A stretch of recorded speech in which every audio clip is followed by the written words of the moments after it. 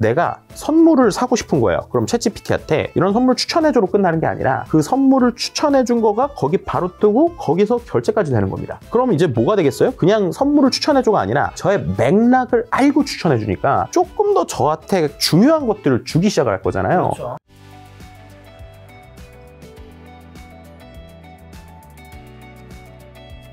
자, 그러면 이제 AI 2016 트렌드 활용 백과에서 AI 이제 빅뱅 시대를 선언을 하셨는데 아까 피지컬 AI 얘기해 주셨고 또 AI 전쟁 2막의 핵심 뭘까요, 내년에? 그러니까 AI 전쟁의 2막의 핵심 중에 하나는 제가 이제 그 매해 이 키워드들을 좀 뽑을 때 올해 좀 맥락을 하나 생각했던 게 이거예요. 한 3년 정도 우리가 이제 챗GPT 나오고 나서 3년 정도가 됐잖아요. 정확하게 말하면 2022년 11월에 나왔고 우리가 제대로 쓰기 시작한 게 2023년부터인데 2023년, 2024년, 2025년 동안에 우리가 AI를 열심히 공부했어요. 그죠? 그래서 AI 활용법도 배우고 얘가 익히고 이렇게 됐거든요. 그런데 2026년에는 제가 볼 때는 반대로, 그러니까 우리가 지금까지 AI를 탐구했던 시간이었다면 앞으로는 AI가 우리를 본격적으로 탐구하면서 나의 일상과 행동을 바꿔가는 시대가 시작된다. 이런 좀 이야기를 드릴 수 있을 것 같아요. 이게 어떤 의미인가 좀 안 와닿으실 수도 있어요. 그런데 이 의미를 좀 이해시켜드리기 위해서 간단한 실습을 하나 해보시면 좋은데요. 혹시 챗GPT 자주 쓰시나요? 저 쓰죠. 챗GPT 한번 잠깐 켜보실래요? 챗GPT 키셔가지고 거기에 이렇게 한번 써보세요. 뭐라고 쓰면 되냐면 나에 대해 알고 있는 내용을 기반으로 3줄짜리 임팩트 있는 광고 멘트를 만들어줘. 네. 뭐라고 하나요? 첫 번째, 자기 브랜드 강자형, 말로 세상을 움직인다. 이야기로 돈을 만든다. 김 작가 콘텐츠로 증명하다. 제가 하는 말이 아닙니다, 여러분. 제 입으로 제가 하는 말을 기분이 좋아지실 겁니다. 이걸 한번 보면 기분이 좋아지세요. 경제적 자유, 동기부여형, 평범한 직장인에서 경제적 자유를 말하는 남자. 김 작가 TV, 현실을 바꾸는 인터뷰. 어떠세요? 국뽕이 차오른 느낌. 네. 김 작가 뽕이 차오른 느낌이 드는데요. 아마 많은 분들도 이거 해보시면 되게 기분이 좋아지시거나 민망할 정도로 얘가 나를 너무 잘하는데 나를 추천해주는데 이럴 거예요. 어떤 분들은 써보시면 얘가 내 아들 이름을 어떻게 알지? 이런 분들도 있을 거고요. 어떤 분들은 헉 놀랍다 라고 하는 게 있을 거거든요. 근데 이게 어떻게 되는지를 아는 게 되게 중요합니다. 실은 이 메뉴에 들어가 보시면요. 한번 여기 왼쪽에 실제 챗GPT 메뉴에 한번 들어가 보실래요? 자, 실제로 들어가서 여기 이름 있으시잖아요. 이름 누르면 이렇게 나오는데요. 여기에 보면 개인 맞춤 설정이라는 게 있거든요. 개인 맞춤 설정을 누르면 여러 가지 맞춤 설정 활성화 이런 게 있을 겁니다. 근데 그거 말고 쭉 내려가 보시면 메모리라고 하는 게 있어요. 메모리를 누르면 보시는 것처럼 작가님이 챗GPT를 어떻게 쓰고 있는지 얘가 다 기억하고 있어요. 기억의 내용이 나옵니다.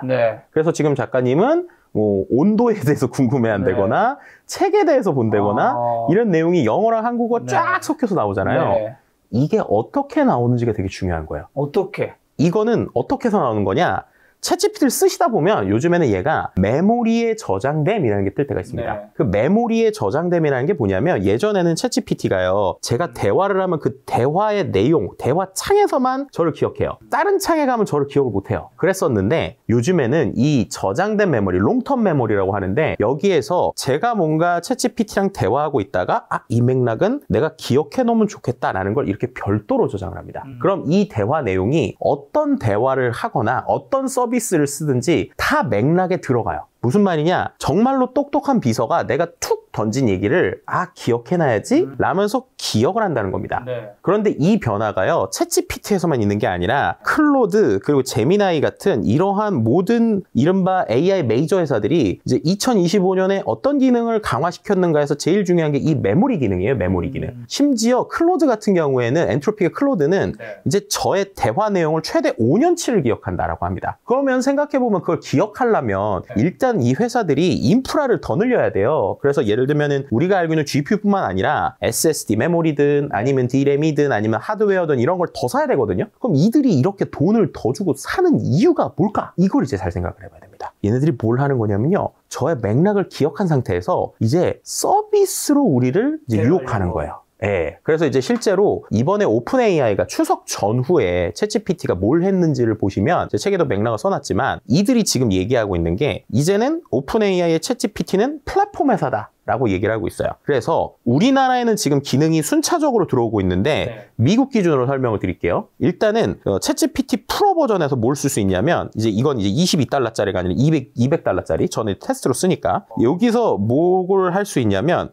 얘가 매일마다 저한테 먼저 말을 겁니다. 펄스라는 기능이 있어요. 펄스. 자, 보면 얘가 GPT 펄스라는 기능이 있거든요. 네. 이거는 이제 우리나라에서도 비싼 모델 쓰시는 분들은 좀 볼 수 있는데 이 펄스라는 걸 들어가면 보시는 것처럼 최근 네가 얘기했던 AI와 감정의 경계에 대해서 생각해서 시작해볼까? 라고 얘기하고 있어요. 이게 무슨 말이냐? 제가 어제 챗GPT랑 했었던 대화를 기반으로 오늘 너가 이거 궁금할 거야. 라면서 공감 격차, 자율성 윤회에 필요한 안전망, 심지어 저희 아들 이름도 나오죠. 수찬인의 경제일기. 이게 뭐냐면 제가 AI를 갖고 저희 아들하고 경제일기 쓰는 것 때문에 기획을 했는데 그걸 이런 식으로 확장하면 좋을 것 같아요. 그리고 제가 최근에 GPU에 대해서 많이 물어봤더니 얘가 한국의 인프라 흐름을 정리하겠어.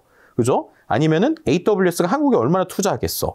삼성과 하이닉스의 다음 수를 짚어봤어. 이런 것들을 그냥 자동으로 저한테 주잖아요. 그리고 이제 일정, 제가 기업에서 지금 하고 있는 강의에 대한 체크리스트나 회의, 주간회의 뭐 해야 되는지, 송금 뭐 해야 되는지 이런 것들까지 얘가 다 알려주는 거예요. 이게 어떻게 하는 거냐? 아까 말씀드린 대로 장기 기억 메모리랑 대화하는 내용을 기반으로 해서 얘가 저한테 아침마다 브리핑을 해주고 더 많이 쓰게 하는 겁니다. 그리고 이게 이제 시작이고요. 그럼 거기서 이제 지금 어떻게 되느냐? 지금 챗GPT가 우리나라에서는 상품을 검색하면 상품이 그냥 링크만 나오고 그걸 누르면 다른 웹사이트로 가거든요. 근데 이번에 미국에서 뭐가 시작되냐면 이 챗GPT 안에 결제가 붙기 시작했어요. 그리고 쇼핑몰이 들어가기 시작합니다. 그래서 이미 뭐 쇼피파이라든지 이런 쇼핑몰들이 하나씩 들어가기 시작을 하거든요. 그러면 예를 들어서 내가 선물을 사고 싶은 거예요. 그럼 챗GPT한테 이런 선물 추천해줘로 끝나는 게 아니라 그 선물을 추천해준 거가 거기 바로 뜨고 거기서 결제까지 되는 겁니다. 다른 데 넘어갈 필요가 없는 거죠. 플랫폼 안 넘어가게. 그쵸. 그럼 이제 뭐가 되겠어요? 그냥 선물을 추천해줘가 아니라 저의 맥락을 알고 추천해주니까 조금 더 저한테 중요한 것들을 주기 시작할 거잖아요. 그렇죠. 그리고 또 요즘에 이번에 이제 또 그 추석 때 뭐가 들어갔냐면 이 안에 다른 앱들이나 웹의 서비스도 붙기 시작했어요. 제일 대표적으로 부킹닷컴 같은 호텔 예약들이 이 안에 들어오기 시작했습니다. 그 무슨 말이냐? 제가 챗GPT한테 엄청 복잡하게 뭔가를 시켜보는 거예요. 예를 들면 야, 제가 이제 저희 집이 홍대 근처니까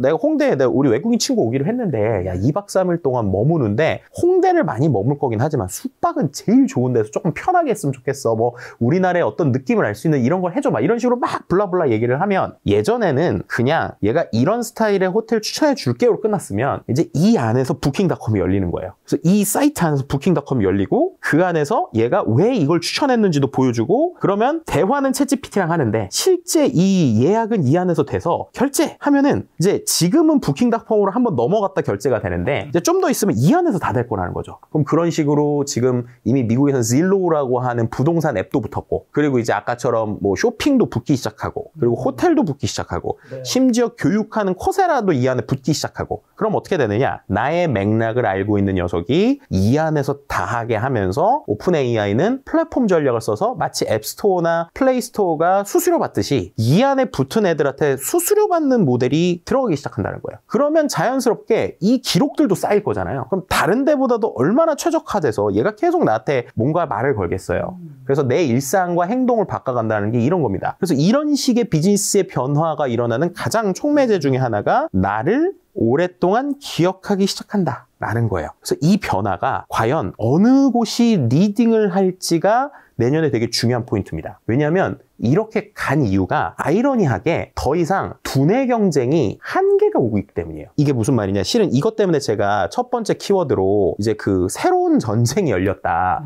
챗GPT 독주 시대가 종말됐다. 이런 좀 표현을 썼는데요. 챗GPT 독주 시대가 종말됐다면서 지금 계속 챗GPT가 다 할 거다 이렇게 얘기하는 게 들어보시는 분들은 상당히 아이러니할 수 있어요. 왜냐면 지금 이야기한 방향은 챗GPT가 꿈꾸는 아주 장밋빛 미래인 거고 왜 이런 꿈을 꾸게 됐는가에 대한 맥락이 더 중요합니다. 왜냐? 예전에는요, 챗GPT가 이 지식이나 AI의 똑똑한 똑똑이 수준에서 독점을 할 정도로 좋았을 때가 있어요. 실제로 Artificial Analysis라는 사이트가 있거든요. 그 사이트에 들어가면 우리가 알고 있는 수많은 AI 모델들이 어느 정도 수준인지를 객관적 성능 지표로 나온 게 있습니다. 제가 지금 화면을 보여드리고 있는데 이 OpenAI가 이제 챗GPT 같은 녀석이죠. 초기를 보면 2022년에는 얘밖에 없었으니까 얘가 나왔는데 얘가요, 그전에는 예를 들면 GPT가 3에서 그죠, 챗GPT가 3.5부터니까 GPT 3.5가 GPT-4가 됐다 막 이럴 때일수록 성능이 확확 올라요. 그렇게 되면 다른 데랑 격차가 컸습니다. 그런데 자세히 보시면 갈수록 격차가 줄어들거나 혹은 1등을 뺏기는 적도 생겨요. 특히나 최근에 일론 머스크가 하고 있는 XAI, 그록이라고 불리는 녀석이죠. 그 녀석이 오히려 챗GPT 버전업이 덜 됐을 때 훅 치고 올라오기도 하고요. 이런 변화들이 시작이 되는 거예요. 그리고 또 중요한 건 이 기울기가 예전에는 업그레이드가 한 번 되면 훅훅 올라갔거든요. 근데 GPT가 5가 됐는데 생각보다 많이 안 올라갔어요. 그리고 이게 많은 AI 회사들한테 하나의 시그널을 준 겁니다. 뭐냐? 얘네들이 앞에 숫자가 바뀌었는데 옛날처럼 놀라운 게 안 나오네? 라는 변화를 준 거예요. 그게 실제로 글로벌에서 사람들을 상당히 놀래켰던 이유가 뭐냐면 처음에 GPT-5가 나온다 라고 했을 때 샘 알트먼은 무슨 수준의 얘기를 했냐면 이거는 거의 뭐 우리가 새로운 또 뭔가를 발견한 것처럼 어마어마한 거다. 그래서 영화 티저처럼 막 달도 보내고 막 난리 쳤었거든요. 그랬는데 나오고 났더니 혹시 GPT 계속 쓰셨잖아요. 네. GPT 예전에 4.5 쓸 때랑 5 쓸 때랑 뭔가 엄청난 변화 느끼셨어요? 잘 모르겠는데요. 저는 그쵸? 쓰고 있긴 한데. 다들 그렇게 느낀 거예요. 그러니까 숫자가 앞에가 바뀌었는데 야 이게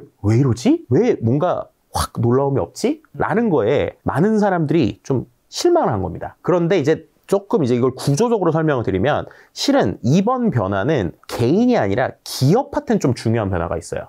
어떤 변화가 있느냐? 이 안에 GPT 모델을 라우팅할 수 있는 모델이 생겼거든요. 그래서 오늘은 뭐 저희가 프롬프트를 직접 쓰는 건 아니지만 약간의 팁을 드리면 챗GPT 실제로 GPT-5 쓰시잖아요. 네. 지금 혹시 유료로 쓰세요? 무료로 쓰세요? 저 유료인 걸로 알고 있는데 지금 좀 네. 요즘 재미나 위주로 많이 쓰고 있긴 해서. 챗GPT에 들어가 보시면 얘가 보면 보통 일반적으로 챗GPT를 쓰실 때 챗GPT에 가보면 모델을 고를 수가 있거든요. 네, 유료 사용자는.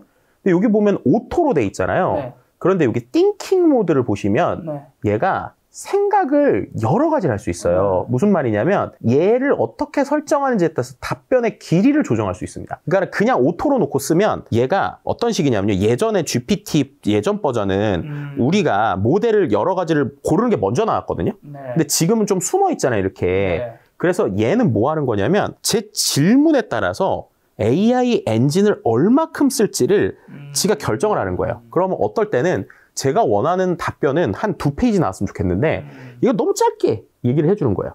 근데 그게 왜 그랬느냐? 비용을 줄이는 겁니다.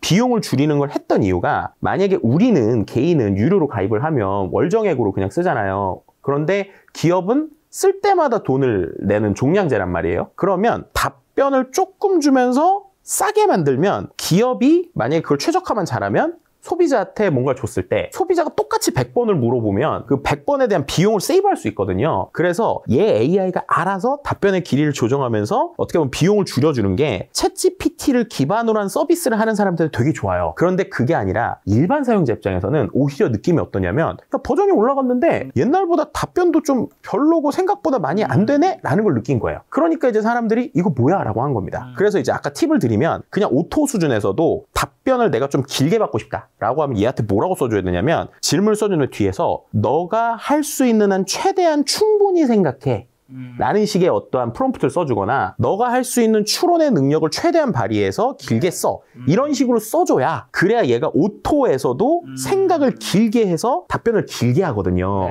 그런 프롬프팅을 해줘야지 되게 오히려 이제 개인 입장에서는 불편해지고 답답해진 거예요. 그런데 뭔가 답변이 새로운 것 같진 않고.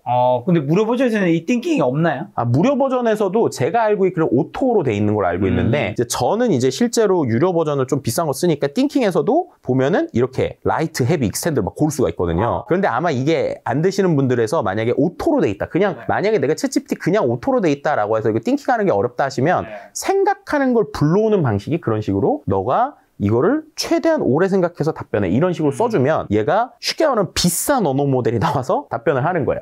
근데 그런 형태로 하다 보니 결국 사람들이 느낄 때는 별 변화 없는데? 라고 이제 느꼈다는 거죠. 그 상황에서 치고 올라오기 시작한 게 구글입니다. 왜냐하면 구글은 원래 이 생성형 AI 시장에 이제 어떻게 보면 원조격이라고 할 수 있단 말이에요. 근데 이 원조격인 1등에 가까웠었던 회사가 처음에는 이걸 제대로 못해요. 왜 못하느냐? 문제가 뭐였냐면 이 지금 여러분들이 이제 챗GPT를 많이 쓰면 예전보다 뭘 가장 덜 하게 됐을까 생각하면 그죠? 검색이잖아요. 근데 구글이 검색으로 돈 버는 회사잖아요. 그러니까 이 기술을 만들어 놓고도 이거를 공격적으로 탑재를 못하고 있었던 거예요. 그러다가 챗GPT라는 게 딱 등장하죠. 그러니까 어떻게 돼요? 사람들이 야 챗GPT로 뭐 몰려가니까 구글 입장에서는 야 우리도 있잖아 빨리 내봐. 냈는데 그게 바드라고 하는 녀석으로 나왔고 이상한 답변을 하면서 오히려 구글의 주가가 막 떨어지는 이런 일이 생겨요. 그리고 나서 와신 상담을 하죠. 우리 제대로 하자. 그리고 나온 게 이제 제미나이고 특히나 제미나이가 최근에 이슈가 됐던 게 2.5가 나오면서 그 전후인데 바로 나노바나나라고 하는 정말 이 AI 씬에서 놀라움을 줬었던 변화가 하나 있었죠. 그림을 그리는 이 AI, 영상을 이제 그런 건데 기존에 우리가 챗GPT에서 지브리 열풍이 한때 있었잖아요. 있었죠. 근데 지브리는 그리면 누가 봐도 AI가 그린 것 같단 말이에요. 그런데 이 나노바나나는 그냥 합성을 하든 뭘 하든 하는데 너무 감쪽 같은 거예요. 그래서 실제로 산업이나 우리가 말하는 마케팅에서 쓸 수가 있게 된 겁니다. 예를 들면 지금 나노바나나에서 뭘 할 수 있냐면 제가 그냥 이 의자에 제가 이렇게 앉아있거나 아니면 의자 사진을 주고 야, 이 의자에 앉아있는 모델을 광고처럼 만들어봐 라고 하면 실제 있지도 않은 광고 모델을 만들어주거든요. 비슷하게 내가 어떤 이미지랑 내가 원하는 걸 넣고 이거를 가지고 합성을 해봐 라고 시키거나 그걸 들고 있는 형태로 만들어봐 그러면은 정말 진짜 감쪽같이 광고처럼 만들어주는 거예요. 그렇게 되니까 갑자기 전 세계 사람들이 야 이거는 상업적으로 쓸 수 있겠는데? 야 이거는 포토샵 없이도 간단한 건 되겠는데? 라는 어떠한 변화를 느끼게 된 겁니다. 그리고 영상 만드는 것도 이제 너무 쉬워졌죠. 이제 구글의 VO3가 나오고 최근에 3.1이 나왔는데 이 3.1에서도 너무 쉬운 거예요. 예를 들면 이건 제가 해온 건데 제 사진 한 장 넣고 그냥 구글 VO3에서 이런 식으로 AI 서버만큼 보입니다. 관심 부탁드립니다. 이렇게 그냥 동영상에다가 이게 이제 구글 그 제미나이거든요. 제미나이 그냥 이렇게 쓰고 동영상 버튼 누르잖아요. 그러면 이 정도는 나와요. AI 서버만큼 보입니다. AI 2026에 많은 관심 부탁드립니다.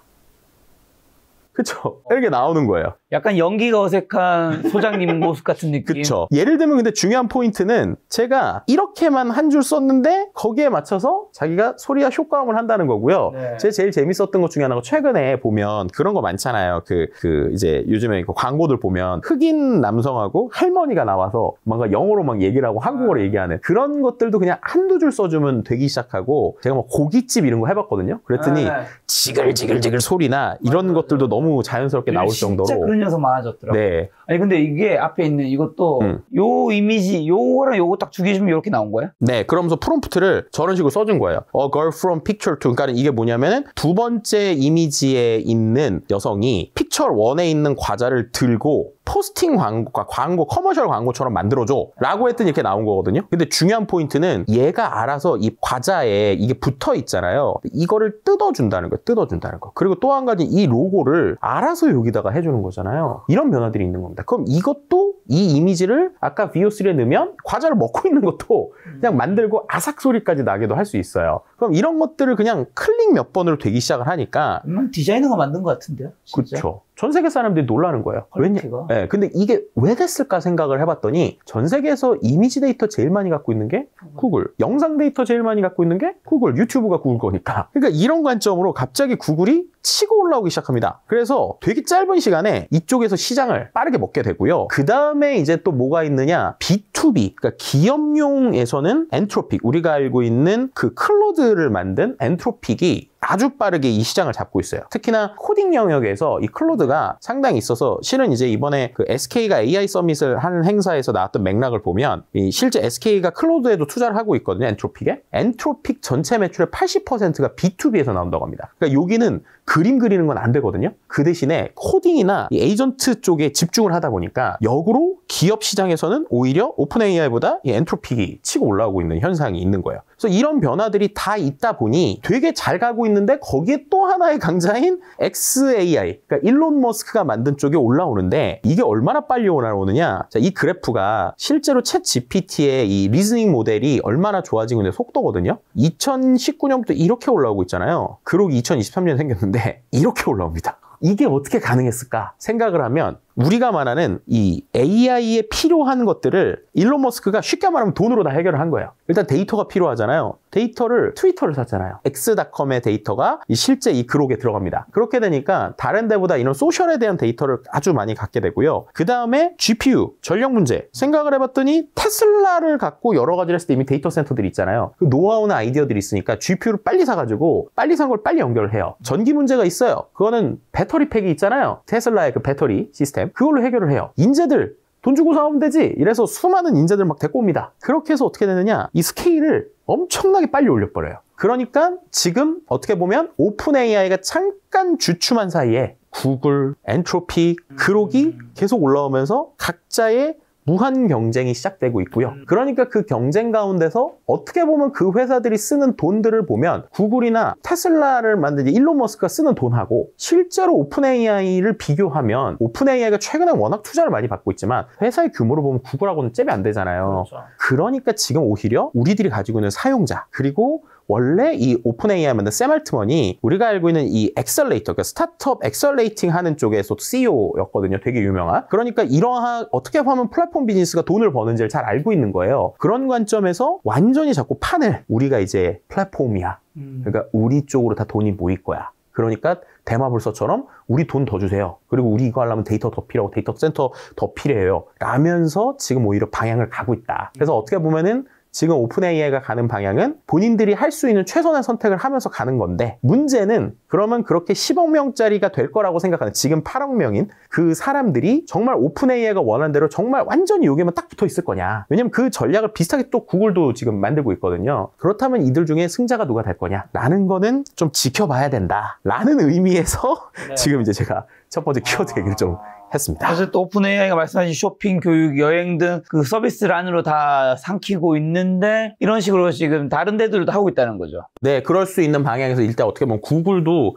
본인들이 가지고 있는 걸 하나씩 붙이고 있는데 거기서 이제 과연 둘 중에 누가 잘할까라고 생각을 해보면 그런 건 있는 것 같아요. 구글 입장에서는 워낙 지금까지 해왔던 덩치 큰 것들이 있는데 그런 것들을 어떻게 잘 붙일까 해서 팀 내 고민이 있을 것 같긴 하고요. 근데 이제 오픈 AI는 어떻게 보면 스타트업이니까 여러 가지를 새로 시작하는 거 오히려 유리할 수는 있는데 문제는 지금 이미 그런 얘기들이 나오고 있거든요. 오픈 AI가 그러면 새로운 걸 만들었을 때 그 전 버전을 유지 보수를 잘해주느냐에서 계속 지금 문제가 나오고 있어요. 그러니까 정말로 개발자들이나 플랫폼 파트너들이 이들을 믿고 정말 끝까지 갈 수 있느냐 아니면 하다가 또 엎어지고 새로운 방향 되는 거 아니냐에 대한 불안감은 여전히 존재한다.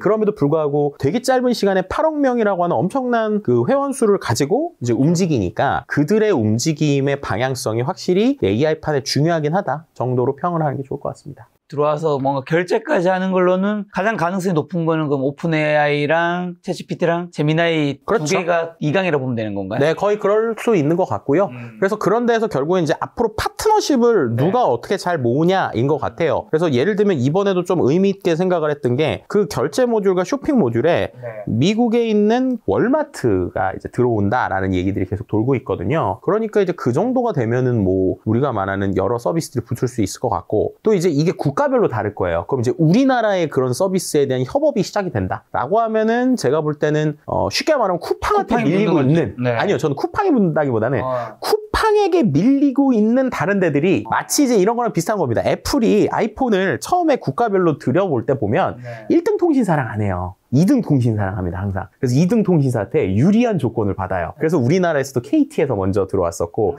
일본에서 소프트뱅크로 들어왔는데, 그런 것처럼 우리나라에 있는 파트너들을 모집한다라고 하면은, 제가 볼 때는 쿠팡보다는 쿠팡에 밀려서 어려워하는 여러 유통업체들이 오픈 AI랑 저 손잡아주세요 하지 않을까 뭐 이렇게도 생각해 볼 수 있을 것 같습니다. 자, 나노바나 이거 얘기해 주셔서 근데 이게 포토샵 없이도 광고 이미지 생성하는 건데 혹시 그럼 이거는 마케팅과 디자인 업계 지형에 앞으로 어떤 변화를 좀 줄까요? 지금 이미 큰 변화가 시작이 됐어요.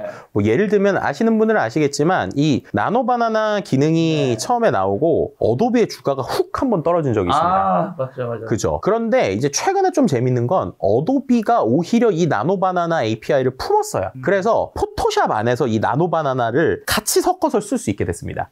그럼 이게 어떤 의미를 갖느냐? 기본적으로 디자이너의 생태계가 이제는 AI랑 같이 해야 되는 시대가 됐다는 거예요. 그러면 완전히 내가 아예 디자인을 못했거나 아예 잘 못해서 이랬던 사람들도 기초적인 거는 AI로 할 수 있게 되었다. 라는 거고요. 그럼 디자이너가 없어지는 그게 아닌 거죠. 오히려 디자이너들은 이렇게 만든 초안을 갖고 더 디벨롭을 해서 자기들이 알고 있는 크리에이티브를 더 발현할 수 있다 보니까 오히려 이 AI를 도구적으로 사용하는 사람들은 되게 짧은 시간에 더 많은 퍼포먼스를 낼 수 있는 두 가지의 양 사이드의 변화들이 일어나게 된다. 이렇게 말씀드릴 수 있을 것 같아요. 근데 어떻게 보면 정말 단순한 밑그림 작업을 하는 분들의 작업들은 굉장히 많이 대체될 수 있겠네요. 그렇죠. 그렇지만 이제 어떻게 보면 그 밑그림도 두 가지인 것 같은데 밑그림도 크리에이티브 있게 그리는 밑그림은 쉽진 않아요. 그렇죠, 그렇죠. 예를 들면 제가 약간 여담인데 여러 이제 AI들이 화풍을 하는 것 중에 은근 못하는 게 뭐냐면 예전에 지금은 이제 그림을 안 그리시지만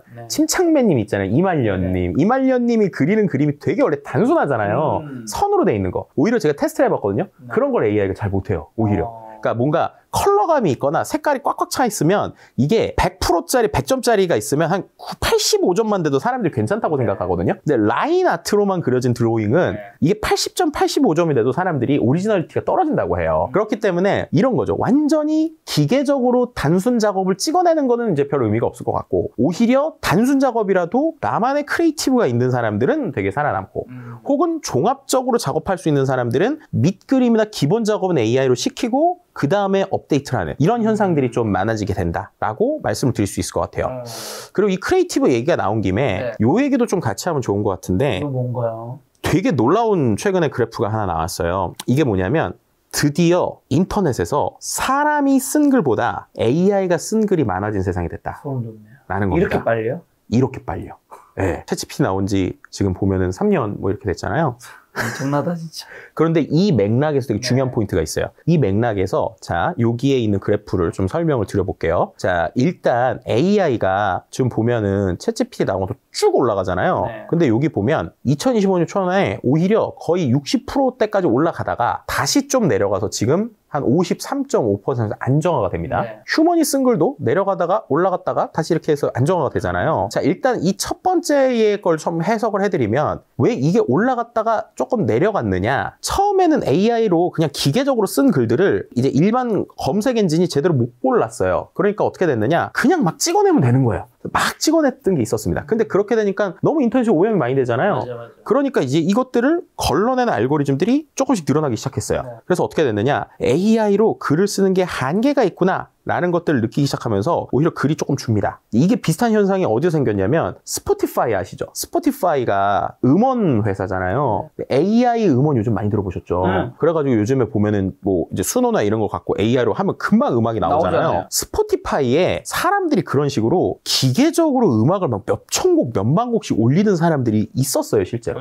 어떤 문제가 있었느냐? 이거는 유료로 결제한 사람들한테 곡에 대한 그 저작권료에 따라서 돈을 나눠줘야 되는데 갑자기 AI로 만든 곡들이 너무 많아지니까 실제 창작자들이 돈을 제대로 못 받는 현상들이 생기는 거예요. 그래서 스포티파이가 최근에 칼을 한번 빼들어서 AI로 만든 음악을 대거 삭제를 한 경험이 있습니다. 그러니까 결국 그런 식으로 우리가 모든 씬에서 지금 AI가 자동화가 됐을 때 어느 수준까지 됐으면 사회나 그 씬에 영향을 미치는가를 테스트를 했고 그 테스트의 결과 실제로 AI가 한 것들을 시스템에서 쳐내는 작업들이 있었어요. 그 다음에 그럼 지금 이렇게 어떻게 됐느냐? 약간 안정화가 됐잖아요. 근데 여기서의 포인트가 뭐냐? 휴먼이 쓴 글이 그럼 사람이 100% 다 쓴 거냐라는 거예요. 네, 여기에도 보면 이게 뭐냐면 AI가 디텍션을 하는데 전체 컨텐츠의 60% 이상을 AI가 썼으면 이건 AI고 반대로 말하면 60%가 안 되는 수준을 쓴 거는 사람이 썼다라고 판단했다는 거예요. 그럼 무슨 말이냐? 사람이 처음부터 이미 쓰는 시대를 넘어서서 AI가 뭔가 초안을 만든 걸 사람이 자기의 기획력으로 잘 정리를 하면 그게 검색 엔진도 오케이를 해주고 또 그 안에서 요 정도 되면은 우리가